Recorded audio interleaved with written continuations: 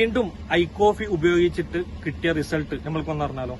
Hanif, I coffee ഉപയോഗിക്കുന്നതിന് മുന്നേ എങ്ങനെയായിരുന്നു ഷുഗർ ലെവൽ? ഉപയോഗിച്ചതിന് ശേഷം എന്താണ് അതിന്റെ ഒരു ഫീഡ്ബാക്ക്? ഒന്ന് പ്രഷർ കോഫ് കുടിച്ചതിന് ശേഷം ഞാൻ കുടിക്കുന്നതിനായിട്ട് മുമ്പ് 312 ഉണ്ടായി.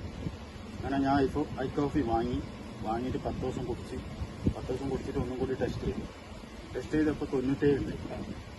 97 പിന്നെ ഞാൻ കണ്ടിന്യൂ ആയിട്ട് ഓരോന്ന് കുടിക്കാൻ തുടങ്ങി. രാവിലെ മാത്രം കുടിക്കാൻ തുടങ്ങി.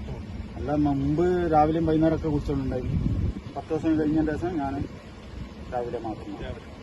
ഇപ്പൊ എങ്ങനെയുണ്ട്? നമ്മൾക്ക് ഇപ്പൊ ഇംഗ്ലീഷ് മെഡിസിൻ ഉപയോഗിക്കുന്നുണ്ടോ അല്ല ഐ കോഫിലൂടെ മാത്രം ഇപ്പൊ ഓക്കെയാണ്? ഇപ്പൊ നിങ്ങൾ പിന്നെ എന്താ പറയാ, ഈ കൈകാല് തരിപ്പ്, മുട്ട, അങ്ങനെ ഒരുപാട് പ്രശ്നങ്ങൾ ഉണ്ടായിരുന്നില്ലേ?